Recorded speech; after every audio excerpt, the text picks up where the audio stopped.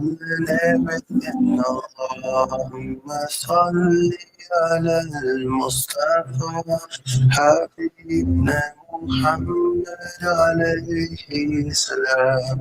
Allahumma salli ala al-Mustafa Habibna Muhammad alayhi salam. محمد صلى الله عليه وسلم يا رسول الله حبيب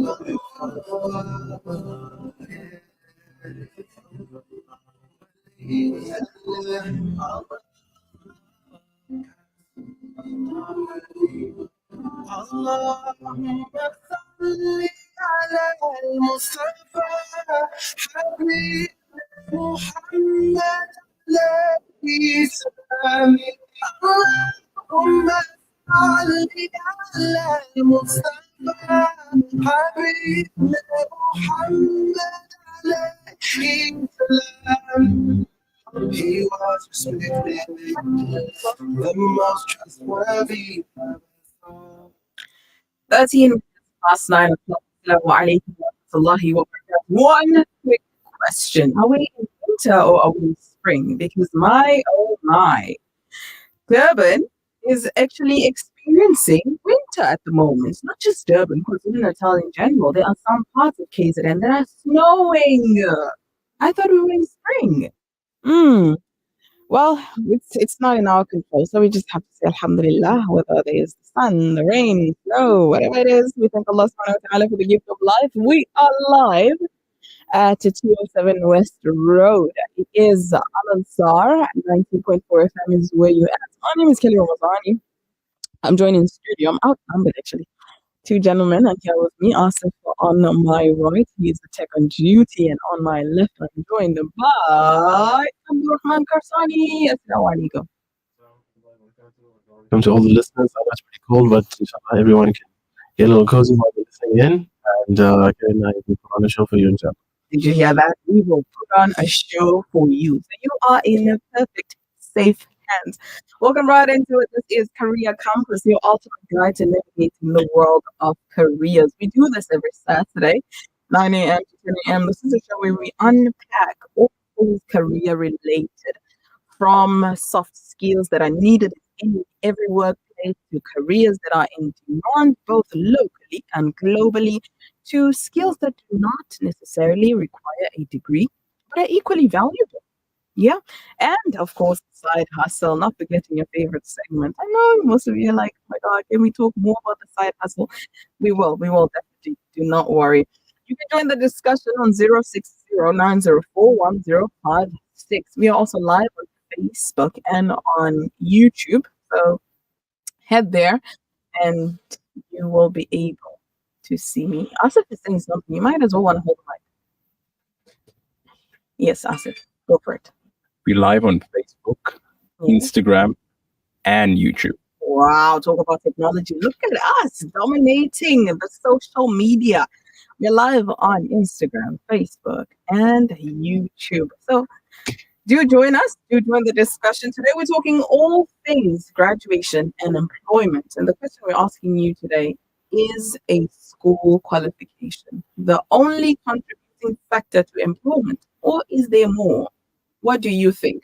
You let us know on 0609041056. And of course, your favorite game, the hot seat, where we give you 300 rands if you do answer 3 simple mathematical questions correct. We will try. I keep choosing my words carefully because I do not want somebody to quote me and say, you said you will play the game. We will try and play the game. For those that are messaging me on my phone, please do so via Alan's WhatsApp number. You are in safe hands. Your Saturday mornings are about to get better. Hey, don't you hate it when your cake or icing just doesn't come out right?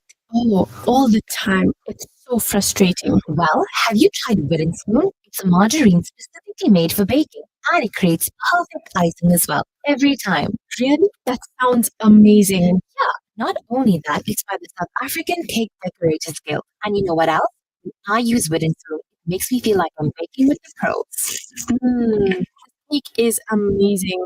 What's the secret ingredient? Wooden spoon margarine, my friend. It's the magic to perfect baking every time. Ladies, are you concerned about your health and well-being? Then the Al-Ansar Cancer Support Group's annual Cancer Awareness and Shy Day is for you. Dynamic speakers, health and wellness exhibition, an awesome tea garden, lucky draws, free blood pressure and sugar checks, free and free. Join us on Saturday, 12 October 2024 at the Al-Ansar Conference Centre, 207 West Road in Overport from 9 a.m. to 1:30 p.m. Let's unite to fight cancer's might. For inquiries, contact Rabina Parak on 082 786 8815 or Zora Jadwat on 08 222 03131. This and only this is Nightline.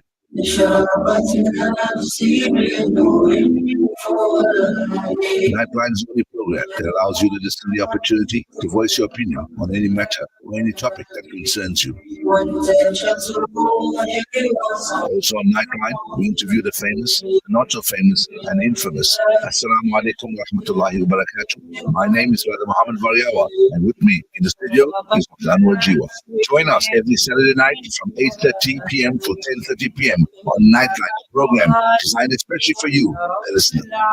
Are you or your loved one battling the disease of addiction? Is your family, life, relationships, work suffering due to alcoholism and substance abuse? Zensai Treatment Recovery and Wellness Center are addiction specialists offering specialized psychotherapy and naltrexone therapy to help overcome addiction. Zensai offers hotel-style facilities to allow your loved ones to regain their dignity and overcome alcoholism and drug abuse in the most comfortable setting possible. Fight addiction, call Zensai Treatment Recovery and Wellness Center, the addiction recovery specialist on 031 563 0751. Imagine a place where luxury knows no bounds. This September, Al-Ansar presents the Diamond Walk at Saxony Westwood Mall, an affair where the ordinary transforms into the extraordinary. From September 26th to 29th, journey through a world of refined taste and unmatched elegance. Discover the newest culinary masterpieces, be captivated by the latest fashion, and lose yourself in the allure of the Dawood entertainment stage. We invite you to indulge in life's most exquisite pleasures. And yes, it's all within your reach. Welcome to the Diamond Walk, where your VIP dreams come true. Al-Ansar Shop trading hours on Monday to Friday, 8 a.m. to 4:30 p.m. Saturdays, 8 a.m. to 1 p.m. Closed Sundays and public holidays. Al-Ansar Shop, your one-stop Islamic shop. My others always say, our well will go someday. The beauty fade away, and your words and actions will stay. So I stay, 'cause I know that he's here for me today. When I call, he is there for me every night and day. Yeah, Ilahi, please have me. Yeah, Ilahi, please guide me. Yeah, Ilahi, please help me. Yeah, Ilahi, please guide me.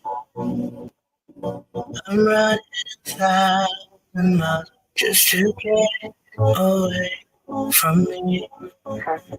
Can you cleanse my soul? Can you make me better me, my king, better me? So I stay, 'cause I know that he's here for me today. When I call, he is there for me every day. Yeah, Ilahi, please help me. Yeah, Ilahi, please guide me. Yeah, Ilahi, please. Yeah, Ilahi, your Isa, your message is 0600456. It is the career. You know what I was about to say, right? It is Career Counselors with me, Ramazani, with Abdurrahman Kursani, doing what we do best. Yeah. The message says, even our winter wasn't so cold. Absolutely. Winter wasn't this cold. I found a lovely program. Welcome, Abdurrahman. I look forward to the program. I'm over 60 just to learn. I'm not looking to study or work, but just love the program. Jazakallah khair so much. Do let us know your name. So we send a shout out to you. Now, for those that are listening to the program because they wish to learn, especially with those in matric right now, the big question is, what do I study? What do I become? How do I go on about this journey? Well, Abdurrahman here, who is wealthy experience-wise. Let me just rectify that. Experience-wise, knowledge-wise in this journey. Well, alhamdulillah. Experience is the best teacher. Sometimes the worst teacher, but most especially the best teacher. Alhamdulillah. Yeah, because you're doing really great things with lots of students and also for yourself. And I'm sure you would have an advice or two on how one can choose a career or what can they look forward to in a career. Before I allow you to give us your words of wisdom, I'd like to go first. And I would like to say it's very important to assess the market demand. Because the past few Saturdays we've been speaking about self-assessment, knowing your hobbies, knowing what you like, knowing if you can put up with this or that. But it is also very important to do a market demand. Before you look at yourself, you have to look at what you're getting into, rather than because yes, you can look at yourself, but you know what you're getting into. I would say they can, but at some point it's what's available. You can't just say, hey, I'm ready for the market. Look at me, my soft skills, my IQ, EQ, whatever you want is on par, but what I'm jumping into doesn't want me. So I can actually understand your point, but I'm actually the opposite. I say look at yourself first. Right. No, 100%. You have to look at yourself Then look first. at what is in demand, because you have the ability, especially right now with the help of social media, with the help of the internet and technology, you can create an income out of something you love.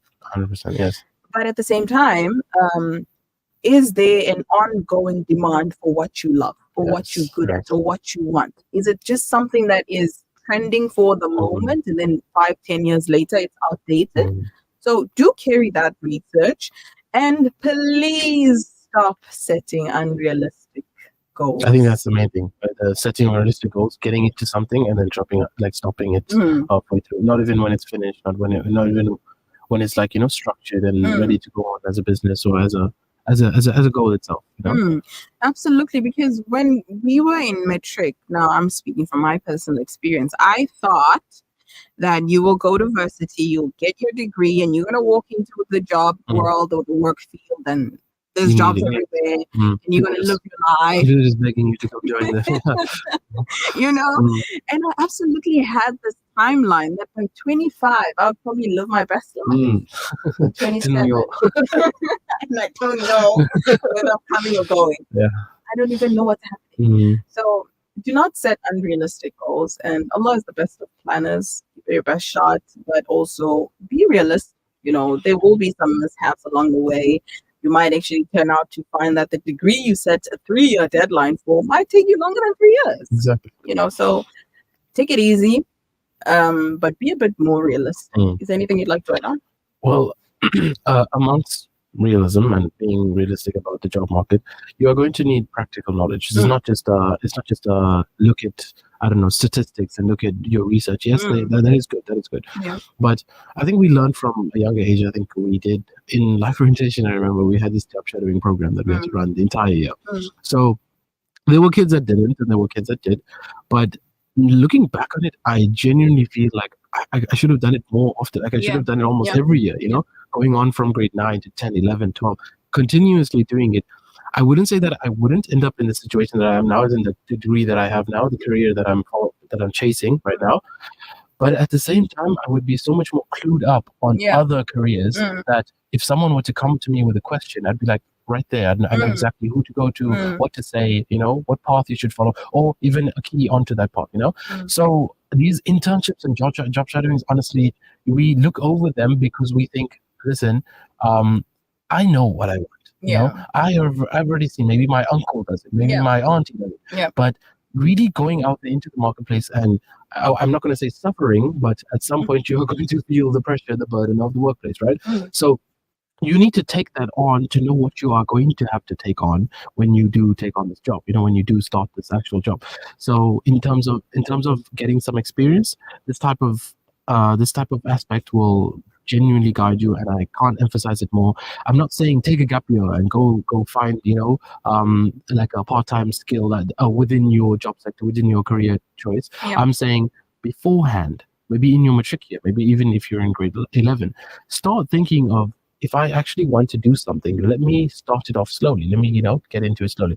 And I mean, specifically, they have these skill development programs. I know Deloitte specifically, if you want to get into that type of working sector, the business management sector, the corporate sector itself, they have so much of.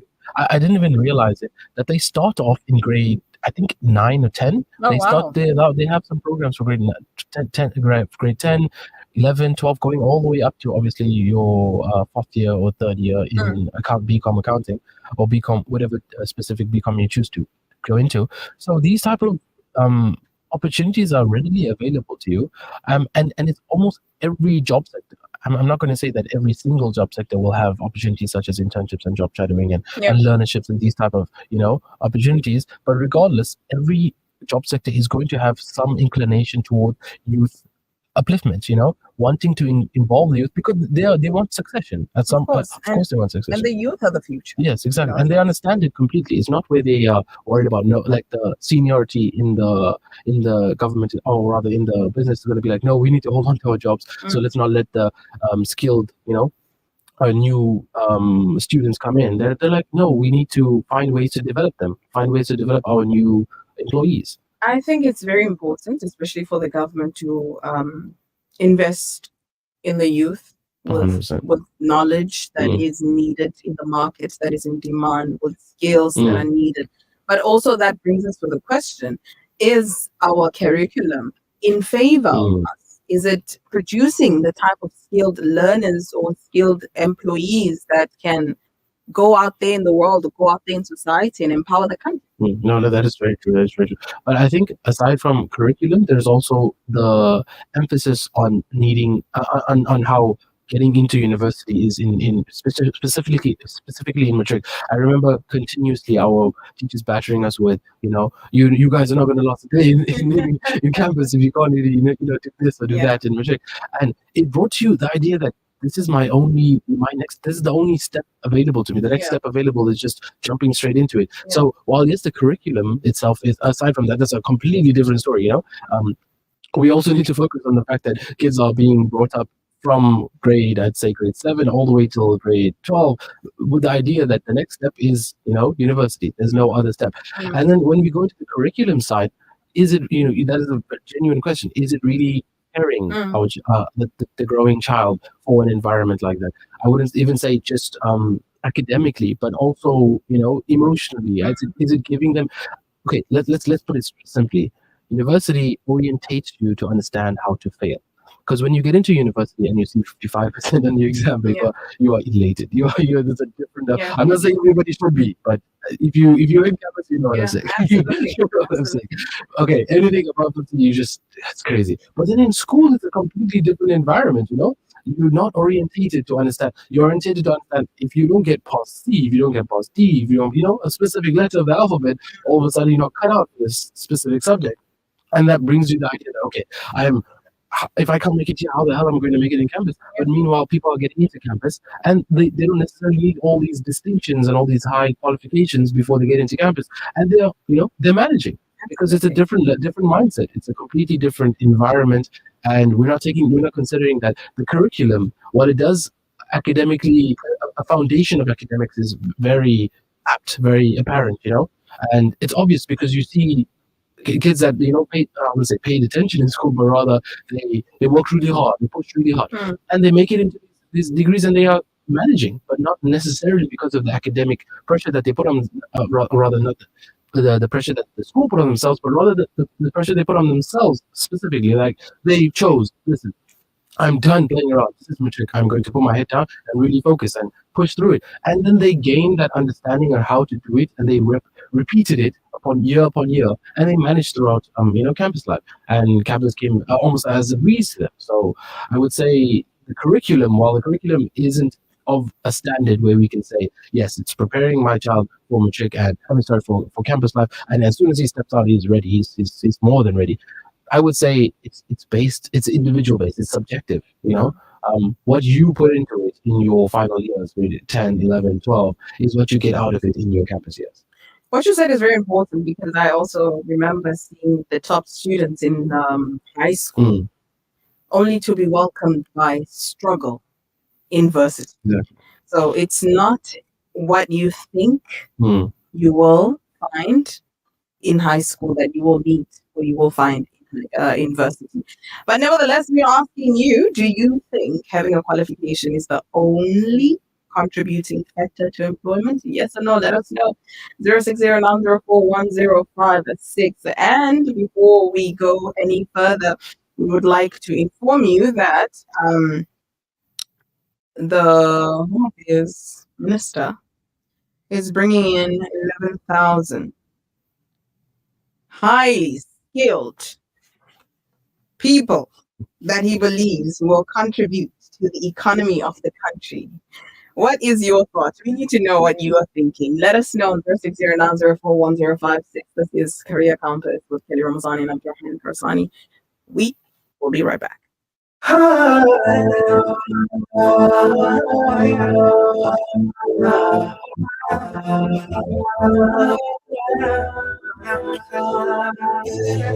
up with the light, the sky so blue, but my eyes get that dark. Today is another brand new start. I feel so positive.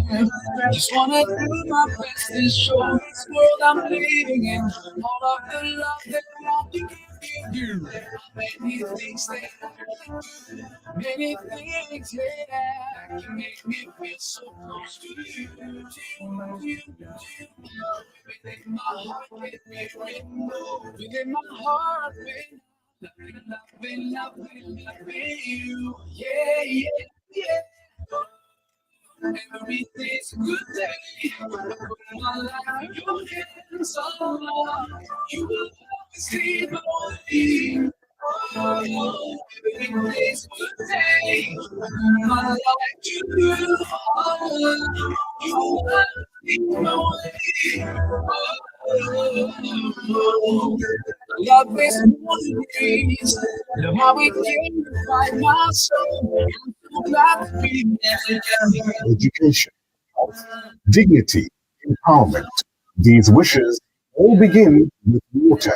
African Muslims Agency is committed to providing clean water to the thousands who still live without this basic human right. Support us in getting the best of charities. Provide a water well for 16,500 rand or a borehole for 55,000 rand in Afghanistan or 65,000 rand in Africa. Gain Thawabi Jariyah and help communities to reach their full potential. African Muslims Agency, empowering, educating, inspiring. They convince the world to believe that terrorists look like beards and thogues. Now, as the facade cracks, one martyr after another, the world sees through the broken windows and now knows the true face of terrorism. It wears suits and ties and smiles behind lies. اللهم احفظ المسجد الأقصى من اليهود الحاقدين. اللهم أعد المسجد الأقصى إلى رحاب المسلمين. اللهم طهر المسجد الأقصى من اليهود الغاصبين. اللهم عليك بهم فإنهم لا يعجزونك يا قوي يا متين. اللهم منزل الكتاب مجري السحاب هازم الأحزاب سريع الحساب اهزم اليهود Welcome to Sputnik Radio. Visit our showroom for the full range of car audio. Our TV department carries 2 brands with quality LED panels, full HD to Ultra HD, and now the experience of Super Ultra HD. Visit our theater rooms and transform your home with brands like Onkyo, Integra, Denon, Boston Acoustics, Yamaha, and more for quality audio visual experience. Now available full range of home appliances. A one-stop shopping experience. Call 031 306 4029 or Kenilworth Park, 202 Brickfield Road, Overport. Simplex Radio, the name you can trust. Once upon a time,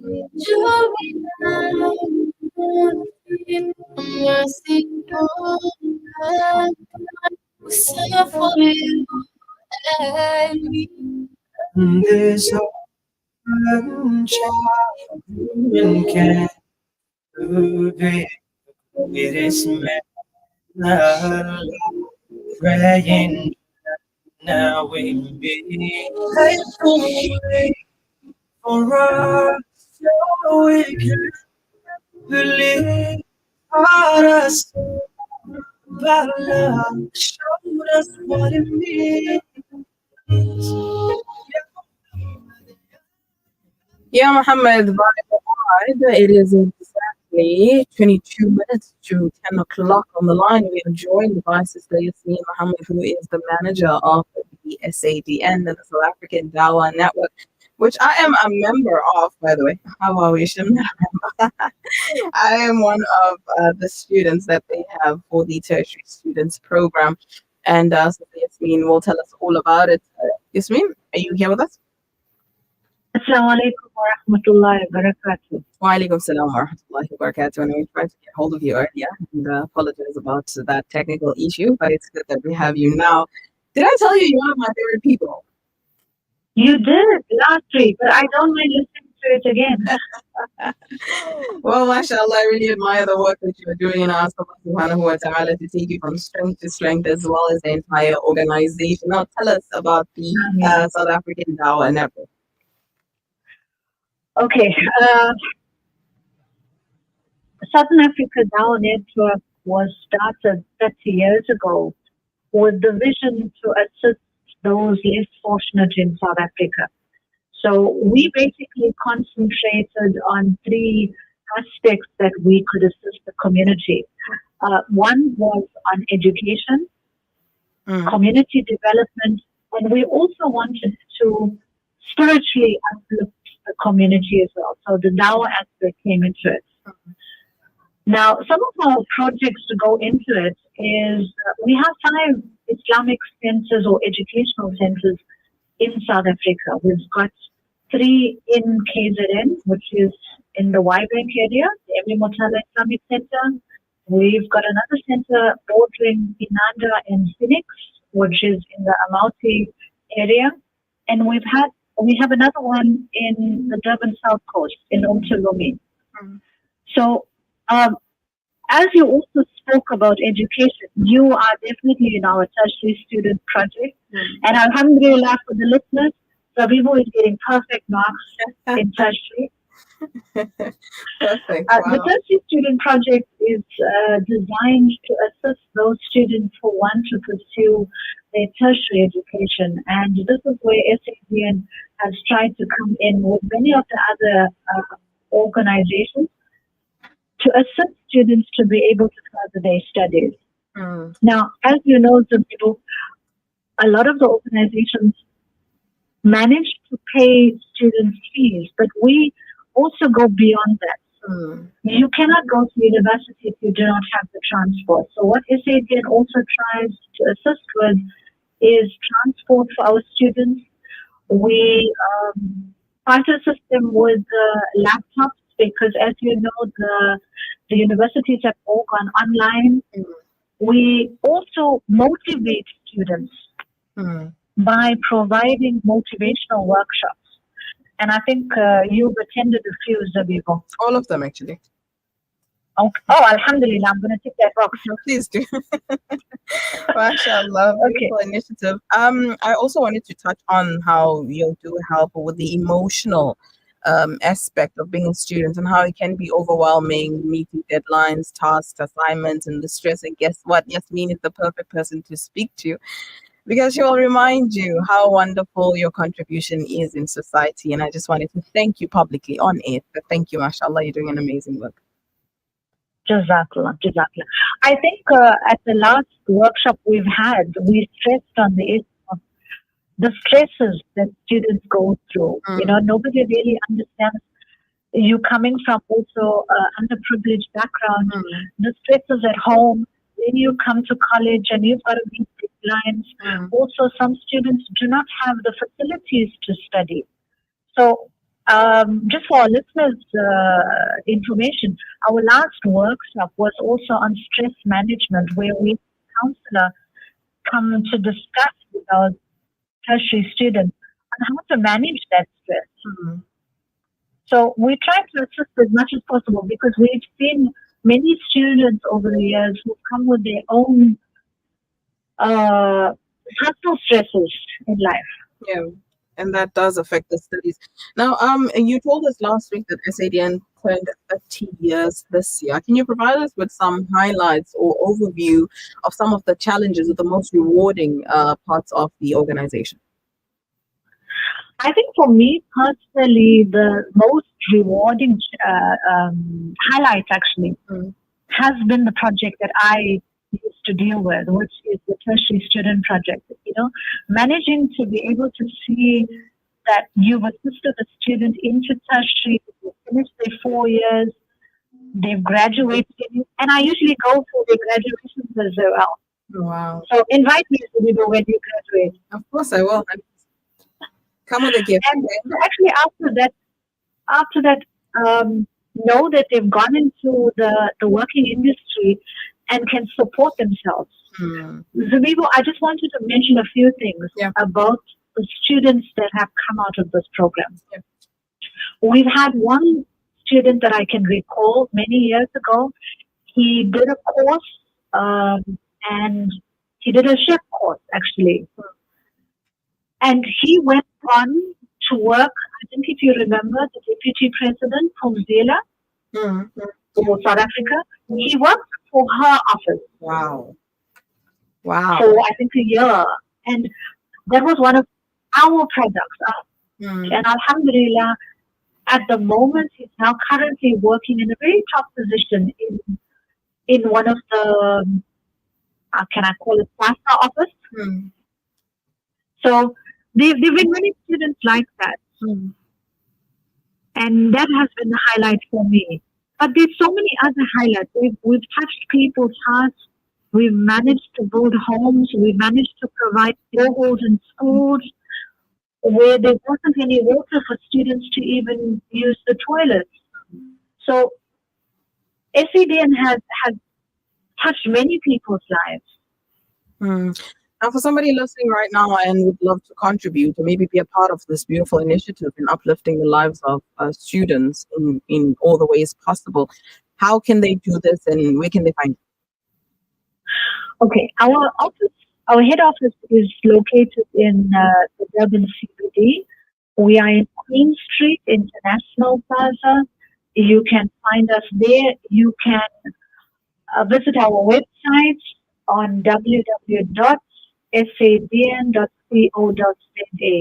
or you can call me personally on the telephone number 31 304 8000. All right. Sister Yasmin, it has been an absolute pleasure speaking to you on air. Inshallah, hopefully we'll keep in touch and do more. Inshallah. Shukran. Thank you for giving us the opportunity to just share a little bit about our organization. Now the world definitely needs to know what you are doing. Remarkable work. And we thank you and we ask Allah subhanahu wa ta'ala to grow the organization to a wonderful, much bigger opportunity that caters to many, many other students. Inshallah. And that is Yasmin Mohammed, who is the manager of the South African Dawah Network, talking to us about the amazing work that they are doing. You know how being a student is. Right, Abdurrahman? You know. You know. Yes. It is a bit too much what we go through, the struggles, the deadlines, and having to have an organization or knowing that there is a non-profit organization out there that cares for students, that values their mental health, the emotional well-being, the spiritual well-being is just phenomenal. So we thank the South African Dawah Network as many as all. Oh God, okay, breathe, Kelly. Thank you. As well as other organizations that are doing remarkable work. This is why we have this show, okay? This is why we have this show, to inform you that there is opportunity, there is hope, there are people out there that are more than willing to assist. Your messages on 0609041056. This one says, I'm Rashida. Hi, Rashida, shout out to you. If bringing these guys improves our service delivery and water and sanitation services and other issues, and wipes out corruption, then I am for it. Okay, Rashida. That's interesting. Okay, Rashida. You have started a debate that you did not know. We are talking about 11,000 people coming into South Africa. First of all, from where? I'm really curious. I want to They're all know. foreigners, apparently. Yeah, but It's where are they importing. coming from? Importing from where? I think it's multiple different. I don't think it's a specific place. I think it's Okay. Okay. I think Well, it's a call for like a draft of intern. I would say foreigners, but Mhm. they're just anybody that is qualified enough to stand in the job. all right. My second question is, don't we have skilled people here in South Africa? No, so I think the entire initiative is a balance of wanting economic stability, Mhm. but on the other side, it's always going to be a double-edged sword. You're going to find where the government does something, but there's always going to be someone who has to take the brunt of it, has to make a sacrifice. And I wouldn't say it's an easy sacrifice. This is not just a sacrifice. This is literally, disbanding and abandoning. I would say not more than 11,000 on the balance. On the other hand, we're losing out on so much of local employment, local students that are qualified enough to do this job and are ready and hoping, begging, and wanting to do work and ready to take on the marketplace. But the future is in the hands of people that want to fixate themselves on how can we worry about today but forget tomorrow. I think that's what's happening right now. It's where I would say let's just broaden it as a term, just government, because while yes, the minister does make the decision, obviously it goes through his council. But regardless, I think the idea that is the need for economic stability and the need for economic growth is not justified in just throwing out the opportunity for so many youth, so many well developed and ready to take on the world youth. I love that you mentioned that, because if we look at the stats in South Africa, we have about 45.5% of unemployed youth. Those are ages between 15 to 34. Okay, that's a huge number. Okay, overall population of unemployed is like 32%. Some say it's above that, but let's stick to the figures that they gave us. Right. Now, with a number of unemployed youth who have the energy, maybe not necessarily the skills, but if you as a government or as the minister can create some sort of qualifications or skills or labor, for them to get that skill that is needed or in demand, then that's possible. It's very much possible. I think the argument that you can read about online, of course, is that we want the developed and skillful people now, and that is the problem. The problem is that they want to fix. Let's I would say how America fixates on let's make America great again today. Yeah. It's a similar idea where we want to make everything good today, but it's a myth. You got the wrong most of the day is not just a cliche. Ryan, it's real. You can't just decide, okay, let's fix this by making a bigger problem for other people. But maybe we can fix this because so his argument, let's say his argument was that while we do have a large number of graduates, 16.6% of the population have tertiary qualifications, and this percentage is even lower for bachelor degrees. So his argument is that while we don't have enough qualifications, we don't have enough skills, the skillful people, yes, no qualifications. Well, we have people wanting to do work. Where are your qualifications for it? And then the question that begs after that is, where are your opportunities for them for people of underprivileged backgrounds, people of not financially stable backgrounds? How are they able to acquire these qualifications? They still need jobs. So they are part of your, literally, like, your country.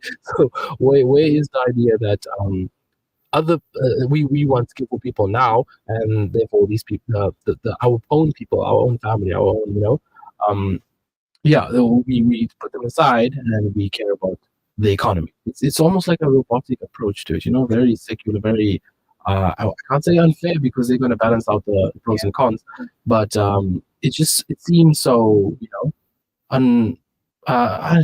unfair in general. I don't see it as fair. Apart from unfair, I just think that there's a lot that is being cooked here that we don't know about. Time will definitely unfold all that has not been brought to light at the moment, because it's very questionable. It's very questionable, this move, this decision. But nevertheless, we're all in for growth. We all want to see the country prosper. We want to see South Africa great again, whatever. But absolutely.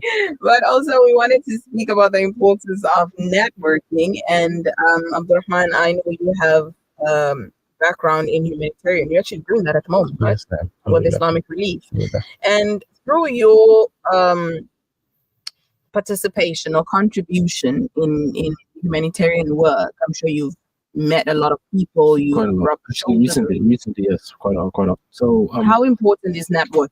If you had to advise somebody, honestly, I can't say there's anything better than it, because even while in that job, you still need to network. So the networking starts from the get-go. It starts from when you decide, okay, I'm ready to do something, and it even carries on after retirement. You still going to network. You are going to be the person that they are going to network with. You are going to be the person to liaison. He knows the job. He knows. So after, before, within, whenever, you are going to be networking.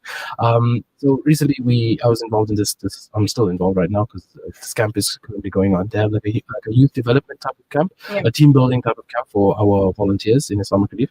So alhamdulillah, they have this initiative where they bring them all together, let them build the relationships. And I realized while talking to almost every single one of them, and still getting to know some of them, but majority of them have so many different ideas on what to do. So you'd expect, right? You meet a guy right after matric, and the thing you expect, the question you ask him is, what are you studying? You should actually be asking him, what are you doing right now? Like, what is your plan?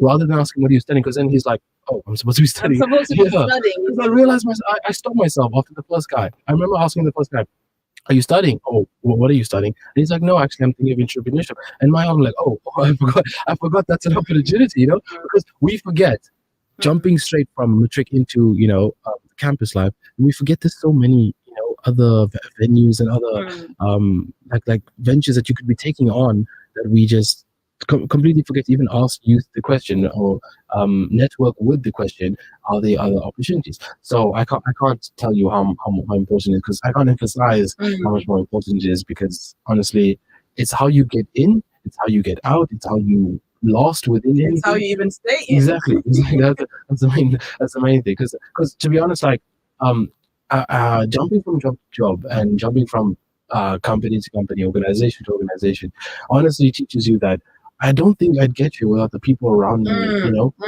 keeping me in tune with other opportunities. Because literally within an organization, within a job that you're currently doing, people tend to notice other skills that you may have in other aspects, and they encourage it. They don't say, stay here for the rest of your life, please, we need you. It's more like, if you want to grow, there are going to be other places for you to grow. So let's put it back into a matriculant's perspective. Right now is honestly the time you need to get going with this. There's no time like the present. You need to move with it. It's so easy. That's the point. I'm not saying that we can't be saying network right now, and imagine it was like the most difficult task ever. Like you'd have to like really push it. Isn't it's talking to a relative, it's talking to a friend, it's literally I just was the next just step. about to ask you that because somebody might be hearing this and thinking, okay, networking is important. I know I need to do that. Yeah. But where do I begin? Yeah, How do I some people are begin? thinking like, oh, Who do I you network have to start talking to some CEO, like some person on top. The thing is, it starts at the bottom because I remember. Okay, let me say the first person I think in my perspective, probably perhaps I've networked before, but the time I realized, okay, this is me networking, is talking to a student a year above you, talking to a campus student in second year while you were in first year, talking to a campus student in first year while you were still thinking of getting into the degree. So within campus, you'll notice it quite often. Asking students that are above you, or in grade, asking them, how did you think about this subject? How do you think about this module? Did you get into this? Did you like this? What are your plans after? Even asking students that are already on the career path, the journey, and you're asking them, what are the aspects of it? Like, do you really enjoy it? Do you think I'd enjoy it? Do you think I'd bring anything to the marketplace? So that's when networking begins, while on the job, before it, during it, after it, whenever. So I can't emphasize how important it is, honestly. The example you gave out just brought memories. There was this incident when I was in high school and I was speaking to this tertiary student and I mentioned a few things about the debates that we were having in high school. I had no idea that I was building a foundation, I was planting a seed. I was just conversing, And this guy kind of took something from that conversation we had, that he referred me to his lecturer. And unfortunately, I didn't go into that university, but the lecturer actually communicated with me and said, if you had to come into this university, there's 1, 2, 3, 4, 5, 6 opportunities available. And I was mind blown. I didn't even know that was networking, by the way. I just thought I'm having a conversation with anybody and everybody. It's the easiest thing as a call or WhatsApp message, even just a small inquiry. I would say people in the job right now are so ready to help out that we don't notice it because we think, everyone's finding on themselves and worrying about their job security, their, who they are in the workplace, that they aren't ready to step out of their way and help someone out and just give advice. That's the thing. Networking is just advice. It's not, I got a job for you. Nobody ever says that. No one's going to say that. No one's going to go that far. But they don't need to. The smallest aspect of networking is just you asking someone a question, them answering it with their own personal advice. Yeah, absolutely love that. And that is where we shall leave you. We'll do it again on next week, Saturday, 9 a.m. to 10 a.m. So if you're in Matric, take it easy. Okay. Like Abdurrahman said, there are other ventures that you can go into apart from just jumping straight into varsity. You can try and see the world. Okay, I don't know how That's a good possible idea. that is because you need money to see the world. I take back that advice. That is bad advice. It's like you can try voluntary work. You can try networking. You can try a job shadowing. There's cultural exchange too. I mean, if you think you're traveling while studying, there's also cultural exchange programs. Wow, look at that. Yeah, one of my friends actually has done it during our campus life. She was like, no, I need to get into. She actually went on into Norway. So wow, I know. During went into UK. Yeah, so just during your years in campus, you can still take an exchange program. Majority of campuses offer it. So if you're still thinking, I'm going to study and I'm never going to leave this country, don't stick yourself in that bubble. Yeah, absolutely. So that's the advice we have for you. Hope you will take it with your heart. Thank you, Asif, for being the tech on duty. Thank you, Abdurrahman, for joining the discussion. Thank you, too, for the messages. All those that sent me messages, thank you for watching. Those that watched us on Facebook, on YouTube, on Instagram, and other, we thank you. And now I say to you, find your purpose and leave your mark. Assalamu alaikum wa rahmatullahi wa barakatuh. Through you, the final prophet, he led the way, so we stay true. I gave my all and everything, Allahumma salli ala al-Mustafa Habibna Muhammad alayhi salam.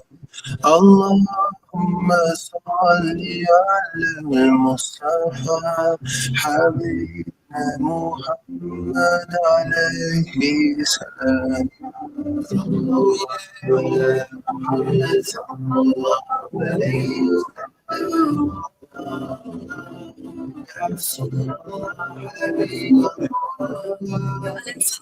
24/7, 365. An informative Islamic global perspective. This is Al-Ansar News.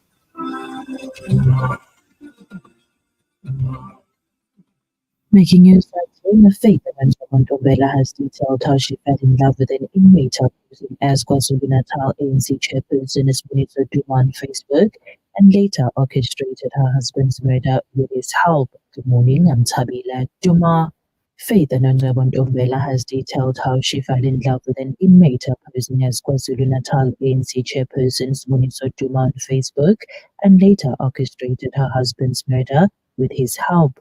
Faith pleaded guilty to murder, 2 counts of theft and defeating the ends of justice before the KwaZulu-Natal High Court sitting in Scottsburg in August.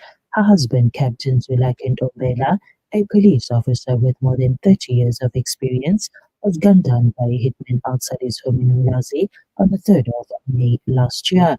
Faith was arrested and confessed to the crimes after the hitman Mandla Nkosi Ntombela implicated her in the murder. So was sentenced to 20 years imprisonment and turned state witness. On Thursday, during sentencing proceedings at the KwaZulu-Natal High Court sitting in Durban, Faith's sister Londa Nkosi expressed her shock and sorrow and apologized to the Ntombela family. She said her family had no prior knowledge of the murder plot. Staying with local news, authorities in KwaZulu-Natal have put emergency workers on high alert as the South African Weather Service's weather systems have predicted a snowstorm